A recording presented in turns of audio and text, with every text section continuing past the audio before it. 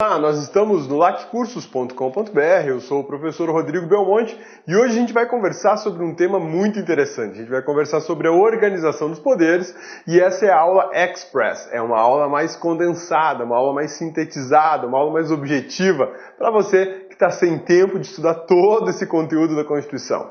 Quando a gente fala em organização dos poderes, a gente vai falar dos 3 poderes em detalhes de cada um deles, mas sem aprofundar muito o assunto, porque essa é uma proposta diferente, é uma proposta de aula mais corrida, mais ligeira, mais fluida. Eu não vou entrar em tantos questionamentos doutrinários, jurisprudenciais e tudo mais, né? A ideia aqui é te dar uma noção boa, rápida, muitas vezes até te fazer uma revisão daquilo que você já conhece, de forma a otimizar o seu tempo. Você vai gastar menos tempo assistindo esses 2 vídeos, serão 2 aulas, né, do que aquelas aulas que a gente fez do curso de Constitucional.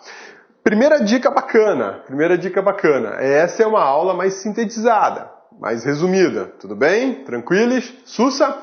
Pô, cabeça, mas e se eu ficar com dúvida, como é que faz? Aí você pega a aula completa lá do curso e aí dá uma esmiuçada naquilo que ficou com dúvida. Persistindo a dúvida, se manda e-mail pro Cabeça, entre em contato com o Cabeça pelo Instagram, pelo Facebook, enfim, liga lá no site, fala, diz pro Cabeça resolver minha dúvida. Enfim, a gente vai sanar a sua dúvida de alguma maneira, tá bom? Belezinha? Então, olha só, essa aula é uma aula mais correria, ela é uma aula de menor tempo para essa quantidade de informações. Se você de repente achar que ficou faltando uma coisa, quer aprofundar mais o assunto, olha a aula completa que está lá no site. E se ainda assim persistir uma dúvida, você entre em contato conosco, tá bom? Abração, vamos lá então. Vamos começar a nossa aula de Direito Constitucional Express, Organização dos Poderes, essa é a aula número 1. Vamos lá? Então deixa o Cabeça aumentar a tela aqui, beleza? Primeiro dispositivo que a gente vai tratar agora, o artigo 44. Só deixa o Cabeça fazer um ajuste aqui, diminuir. Ah, tá legal. Então é isso mesmo, artigo 44, vamos lá.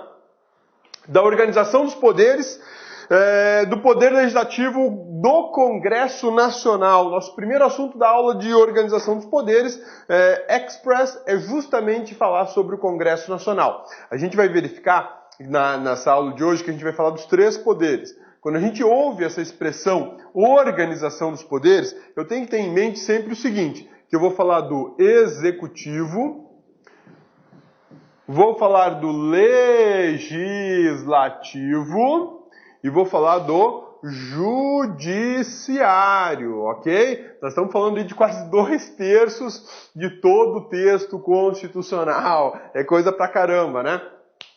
Mas o interessante é observar o seguinte, que quando a gente falar desses 3 assuntos nessa aula, muita coisa que você já sabe você vai revisar. E aí você vai ter sempre a informação precisa, uma informação rápida para poder responder questão de prova. Vamos começar então pelo Legislativo, Congresso Nacional, artigo 44. O que a gente tem de interessante aqui no artigo 44? O poder legislativo é exercido pelo Congresso Nacional, que se compõe de Câmara dos Deputados e Senado Federal. Parágrafo único. Cada legislatura terá duração de 4 anos. Informação super importante aqui são as seguintes. O poder legislativo federal, é exercido pelo Congresso Nacional, que se compõe da Câmara dos Deputados, olha só, a Câmara dos Deputados e do Senado. O Congresso Nacional é a fusão, é a junção, é a composição de quem? Senado e Câmara dos Deputados, belezinha? Sussa! Aqui a gente tem um nome específico para isso, a gente chama que o Legislativo Brasileiro Federal, ele é bicameral, o Legislativo bicameral, Senado e Câmara dos Deputados, Senado e Câmara dos Deputados, bicameral. O Senado também é conhecido como Câmara Alta e a Câmara dos Deputados como Câmara Baixa. O Senado também é conhecido como Casa dos Lordes, Lordes, né? E a Câmara, Casa dos Comuns. Isso é em razão da origem do bicameralismo. O bicameralismo tem origem na Inglaterra, ele foi adotado também nos Estados Unidos e veio importado para o Brasil. O bicameralismo adotado no Brasil é o bicameralismo norte-americano, é o bicameralismo dos Estados Unidos, tá bom? Beleza? Sussa, tranquilos? Câmara dos Deputados, representantes do povo, Senado, representante dos Estados-membros. Isso é extremamente importante você saber, ok? Cada legislatura terá duração de 4 anos. O que é isso, cabeça? Legislatura? Eu nunca ouvi falar disso. É um nome diferente para designar mandato? Não, não é nome diferente para designar mandato. Quando a gente fala de legislatura, a gente está falando de um período, de um tempo de trabalho do legislativo. O legislativo, ele conta o tempo de trabalho,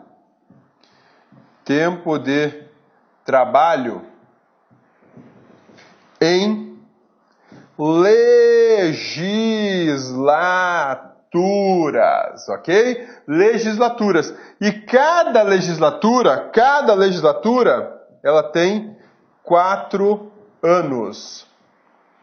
Cada legislatura, ela tem 4 anos. Então, as referências do Congresso Nacional, as referências das Assembleias Legislativas, as referências de tempo das câmaras de vereadores, por exemplo, elas são por legislatura. Na legislatura 56 da Assembleia Legislativa do Estado de Goiás, o deputado tal conseguiu aprovar tal lei. Então, a ideia da legislatura é a designação de um período de tempo do trabalho do legislativo. Legislatura é diferente de mandato. Legislatura, ela tem duração de 4 anos. O mandato, ele pode ter 4 ou 8 anos, depende de qual casa parlamentar a gente está falando. No Senado, o mandato é de 8 anos, na Câmara dos Deputados são 4 anos, ok? O mandato no Senado, 8 anos, são 8 anos. E o mandato na Câmara dos Deputados são 4 anos. Um senador, olha só que interessante, um senador, como ele exerce um mandato de 8 anos, então ele trabalha durante 2 legislaturas. Ao passo que na Câmara dos Deputados, como o mandato é de 4 anos, ele acaba sendo igual a uma legislatura. Belezinha? Sussa, tranquilos?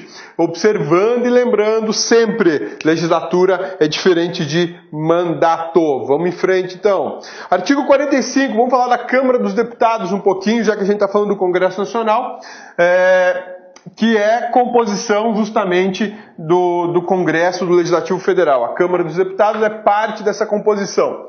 Artigo 45. A Câmara dos Deputados compõe-se de representantes do povo, eleitos pelo sistema proporcional em cada estado e cada território do Distrito Federal. Então vamos lá, informações importantíssimas aqui. Deixa eu ver se o cabeça consegue fazer um negócio aqui para te chamar atenção.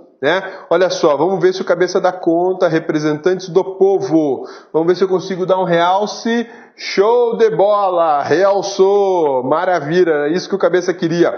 Olha lá, esses textos aqui eu quero que você realce aí também. No seu material. A Câmara dos Deputados compõe-se de representantes do povo, eleitos pelo sistema proporcional em cada estado, em cada território e no Distrito Federal. Olha só que informação bacana. Em cada estado, em cada território. Pô, cabeça, mas território tem deputado federal? Tem. Território, ele tem, a Constituição tem previsão de que cada território pode ter 4 deputados federais. É um número fixo, tá? É um número fixo. A gente vai ver isso aqui daqui a pouco. Beleza? Sussa, tranquilos? O Distrito Federal tem seus deputados federais, além dos seus deputados distritais. Ok?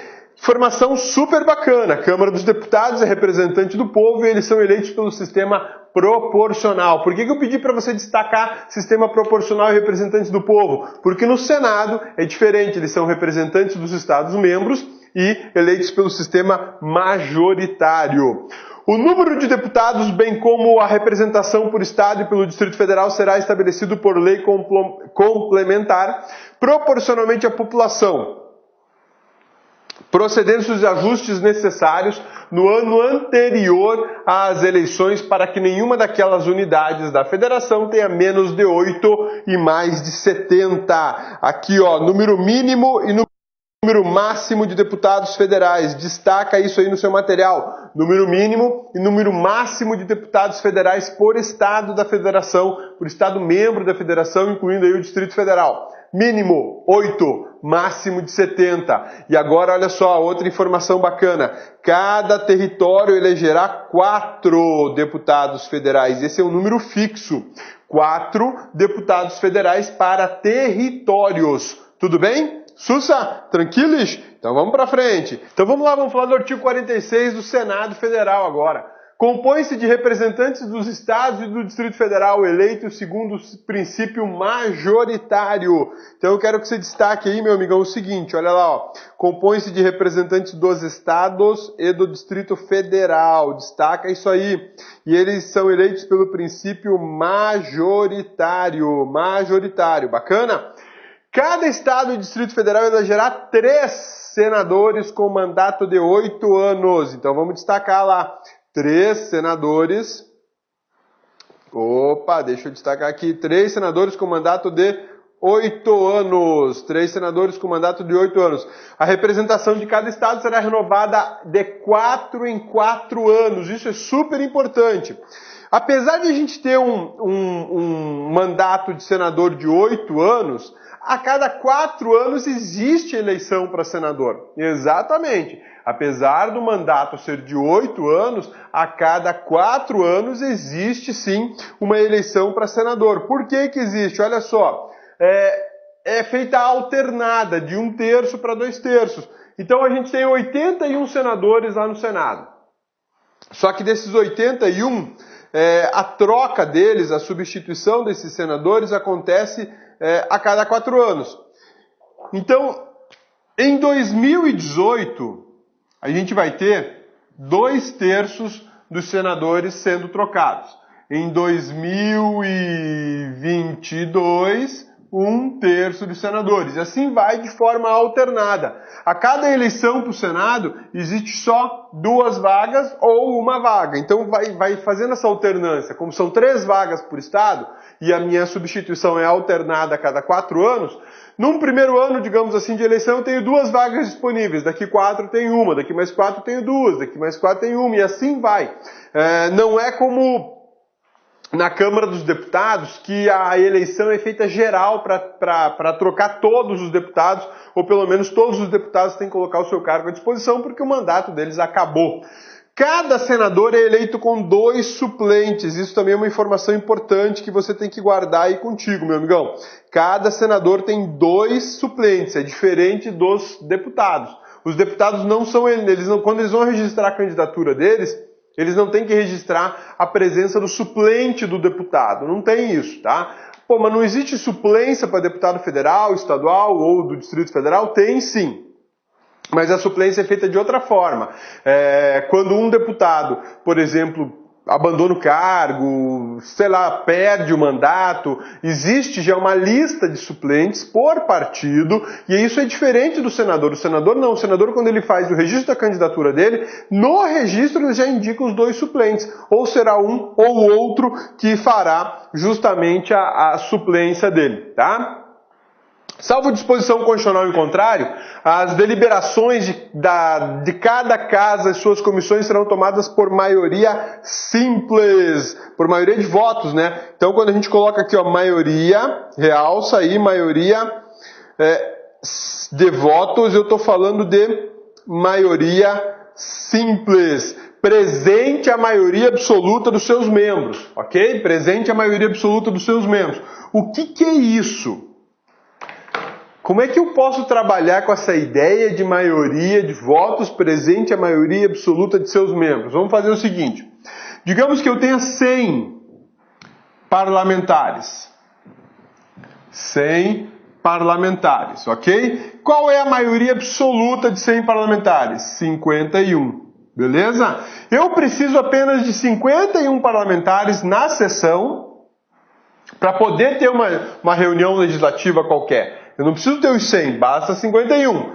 E se dessa quantidade aqui eu tiver 26 votos, pronto, está resolvido, eu cheguei na minha maioria. É por isso que a gente chama isso de maioria simples, ok? É diferente da maioria qualificada. Vamos em frente, olha lá. Atribuições do Congresso Nacional. Essas atribuições são extremamente importantes porque justamente são as competências do Congresso Nacional. O que eles podem fazer? Cabe ao Congresso Nacional, com sanção presidencial, não exigida esta para os especificados no artigo 49, 51 e 52, dispor todas as matérias de competência da União, especialmente sobre. O que eu tenho para falar para vocês aqui que é importante? Cabe ao Congresso Nacional, com participação do Presidente da República. Olha só, o Congresso Nacional... Olá, meus amigos, minhas amigas. E aí, gostou da aula do professor? Professor top de linha. Quer continuar assistindo essa videoaula? Aliás, venha assistir todas as nossas aulas do nosso super curso do LAC Concurso pro TJ Paraná 2017. Meus amigos e minhas amigas, nós preparamos um curso aí para vocês com o nosso personal coach, que é a nossa proposta pedagógica super diferenciada, que é focada em resultados. Papo reto com vocês. Aqui no LAC Concursos, você estuda em regime de metas. Todos os dias você vai ter uma meta de estudos. E papo reto com você, cara, ó, quero olhar nos seus olhos, cara, é o seguinte, ó, se você cumprir todas as nossas metas, assistir as nossas videoaulas, seguir as orientações pedagógicas, pode ter absoluta certeza que você vai ficar muito competitivo no concurso do TJ Paraná. E o nosso curso tem o melhor preço, o melhor custo-benefício do mercado, são apenas 10 mensalidades de R$ 25,00 e você terá aí centenas e centenas de videoaulas à sua disposição. Tá certo, meus amigos? Um forte abraço, fique com Deus aí e espero vocês aqui no LAC. Ah, já ia esquecendo, você quer o material de apoio dessa videoaula? Então, clique lá no nosso site, lacconcurso.com.br, em menu Documentos, e você pode fazer o download gratuitamente dessa videoaula. Forte abraço, fique com Deus. Fui. Tchau, tchau. Clique lá.